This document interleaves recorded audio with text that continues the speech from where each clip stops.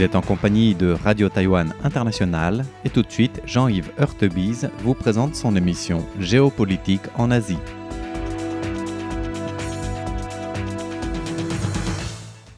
Chers auditeurs de Radio Taïwan International, bonjour pour cette nouvelle émission de notre émission Géopolitique en Asie.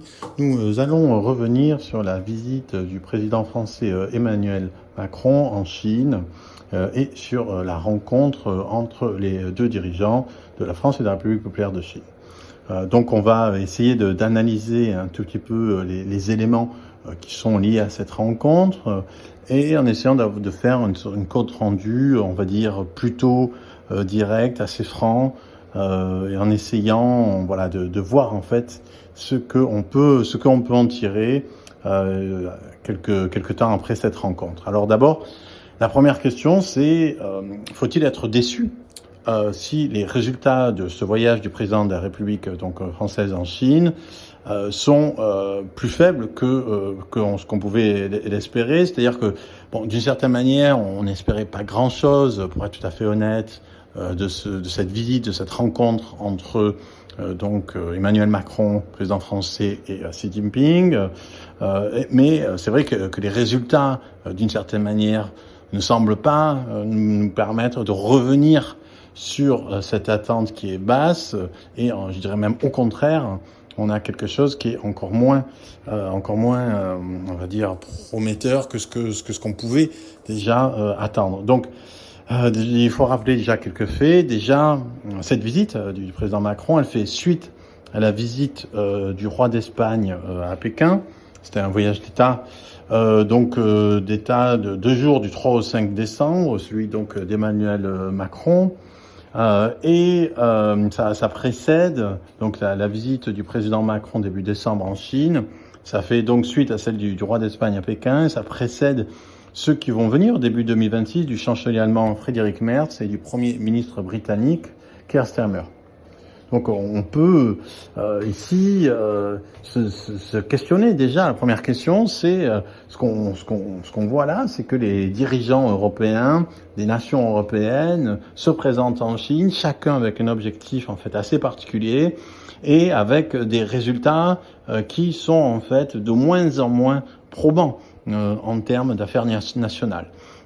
Évidemment, on sait aujourd'hui que ces États, donc les États d'Europe, ne trouvent leur force que dans cette union qui, d'une certaine manière, et en même temps, c'est ça le problème, n'est pas très bien reçue en tant qu'union en Chine. Donc, en fait, on peut se demander quel est le jeu diplomatique qui se joue ici. Pourquoi est-ce que les présidents, les dirigeants officiels, officieux, symboliques, réels, donc par exemple de l'Espagne, de la France, de l'Allemagne ou de la Grande-Bretagne, pourquoi est-ce que ils se pressent en Chine si en fait il y a aussi peu, on va dire, d'attentes qui peuvent être comblées? Alors on pourra dire qu'il ne s'agit finalement que d'une diplomatie performative, on peut dire, ou même une sorte de géostratégie du spectacle, si on veut employer des termes un peu forts, et pour on va dire mettre des mots sur cette chose qui semble un peu vide. Et pourquoi? Parce qu'évidemment, il y a aujourd'hui un différentiel extrêmement important au niveau démographique, économique et technologique même, sans doute à certains niveaux, voire même évidemment militaire aussi, entre n'importe quel pays de l'Union européenne, pris isolément, et la Chine. C'est-à-dire que l'Europe, en tant que puissance, donc si jamais elle arrive à se former en puissance, l'Europe en tant que puissance, si elle est unie, peut évidemment être on va dire un partenaire, un interlocuteur de poing. Mais justement, la Chine aussi préfère jouer sur les relations bilatérales d'État à État. Et en fait, c'est quelque chose qui est assez commun à Washington, c'est-à-dire c'est de dénier en fait la capacité de l'Europe à représenter l'ensemble des 27 et la volonté en fait. Et chaque dirigeant pense qu'il peut avoir quelque chose de plus que l'autre. Et évidemment, c'est diviser pour régner. C'est quelque chose, un adage qu'on connaît très bien et que la Chine pratique très bien par rapport aux différents pays de l'Union européenne. Donc les relations entre l'Union européenne et la Chine, elle a évolué dans le temps. Donc en 2000, l'Union européenne était 6 fois plus importante que la Chine en termes de PIB.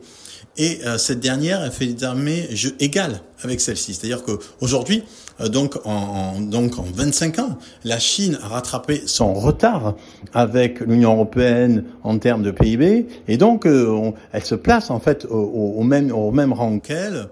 Et dans cette même période de temps, au niveau, par exemple, pour prendre des exemples un peu plus précis de la chimie, la part de marché européenne dans le monde est passée de 27 à 13%, tandis que celle de la Chine de 10 à 40%. Donc il y a ici la Chine qui prend des parts de marché dans certains secteurs clés. Et alors on parle souvent évidemment des matières rares, okay, qui sont évidemment, il y a un monopole de fait à la fois dans le processing et donc dans le raffinage de ces terres rares. Mais c'est pas que ça. On sait aujourd'hui qu'il y a une dépendance aussi, pas simplement avec les terres rares, mais aussi avec les médicaments, avec les engrais, les aimants qui font partie des terres rares, etc. Donc la Chine est aujourd'hui non seulement à rattraper son retard, mais sur certains points est en train évidemment de damer le pion en Europe sur certains points. Mais malgré tout, l'Union européenne, elle tient quand même encore largement sa place comme puissance économique de premier rang, puisqu'elle détient 14% du commerce des biens et 23% du commerce des services au niveau mondial. Et la Chine, c'est 13% du commerce mondial et 27% de la production industrielle mondiale. Donc en fait, il y a le potentiel pour l'Europe, mais d'exister en tant que puissance. Mais justement, le problème, c'est que chaque nation européenne veut essayer de tirer son épingle du jeu dans sa relation qu'elle estime à chaque fois privilégiée avec la Chine, mais avec en fait des rendements de plus en plus faibles. Et donc et en même temps, encore une fois, comme on l'a dit, quand l'Union européenne, en la personne de sa représentante, se va en Chine, comme par exemple c'est un épisode qui s'est passé il y a quelque temps, c'est-à-dire au niveau de l'Union européenne, des relations directes avec la Chine, il y a une forme de blocage. Et évidemment, la Chine a tout un intérêt à ce blocage, puisque cela oblige les nations européennes à se présenter individuellement et donc en position de faiblesse par rapport à l'Union européenne, compris comme une zone unique. Donc, en plus, évidemment, la grande question, c'est celle des relations commerciales et du déficit. Alors, les relations commerciales entre les deux zones économiques sont un facteur essentiel du commerce mondial et elles en tirent profit toutes les deux, ces deux zones. La Chine reste le premier partenaire commercial de l'Union européenne pour les importations, représentant 21,3% du total, et son troisième partenaire commercial pour les exportations, après les États-Unis, qui ont 20%, et le Royaume-Uni, qui a environ 14%. Donc, l'UE, c'est là le problème, l'Union européenne a exporté pour 213 milliards de marchandises vers la Chine, mais il en a importé 517 milliards d'euros. Ça veut dire qu'il y a donc un déficit commercial de 340 milliards pour l'Union européenne en son ensemble, et chaque pays en fait de l'Union européenne tient donc une partie de ce déficit commercial.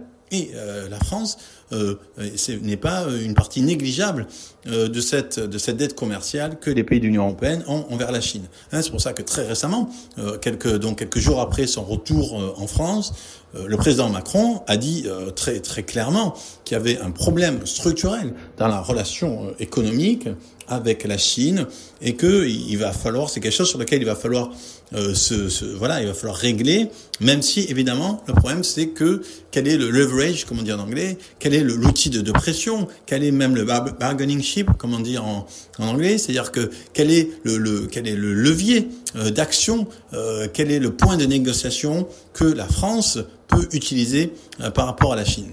C'est là évidemment qu'il y a un problème. Alors en même temps, il faut voir aussi que le déficit, ce déficit donc très important à la fois de l'UE et de la France avec la Chine, ce déficit commercial. Donc d'une part évidemment ça traduit une dépendance qui est extrêmement problématique de la part de l'Europe, et ça montre aussi que la Chine en fait veut de moins en moins acheter à l'Europe. Mais c'est aussi une fragilité. Pourquoi ? Parce que ça signifie que la Chine, en fait, vit évidemment de ses exportations, et que donc finalement, si la Chine vit de ses exportations, une manière très simple de contrer ça, c'est évidemment les tarifs douaniers, hein, comme le fait Trump. Comme le fait Trump envers le reste du monde, y compris la Chine.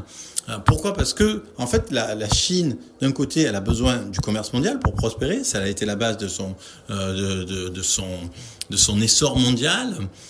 Mais en même temps, ce commerce mondial, il peut pas fonctionner si à la fin c'est plus que la Chine qui exporte et qu'elle n'importe rien.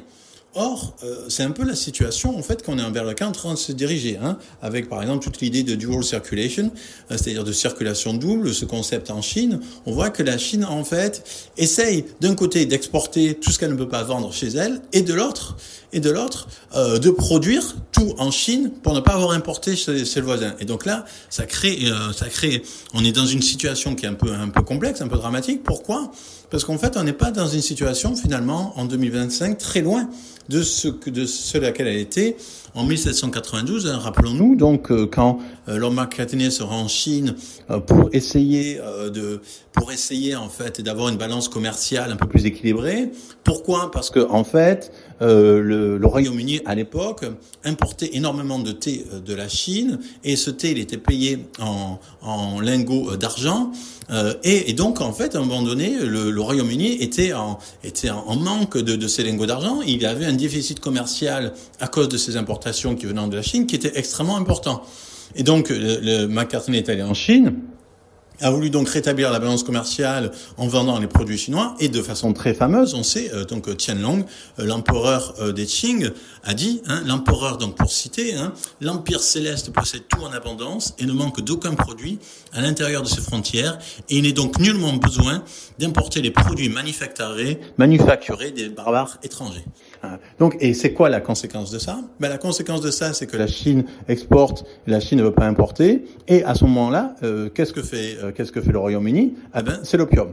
C'est l'opium, et donc les guerres de l'opium. C'est-à-dire que dès qu'il y a un déséquilibre commercial aussi grand que ça, on est quand même dans des situations de conflit potentiel. Donc ça a pris 50 ans entre donc cette déclaration de Qianlong et l'invasion par les forces franco-britanniques de la Chine, ou de certains aspects du territoire chinois. Mais on voit qu'il y en est ici dans des situations presque d'impasse un peu similaires, et donc la question se pose.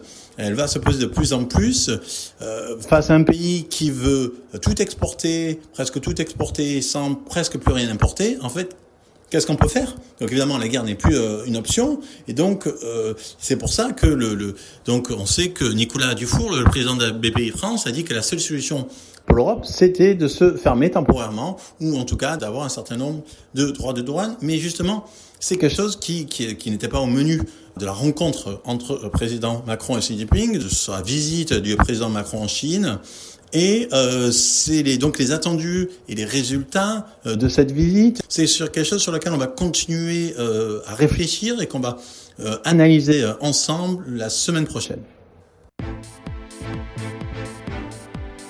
C'était Jean-Yves Heurtebise dans son émission Géopolitique en Asie pour RTI.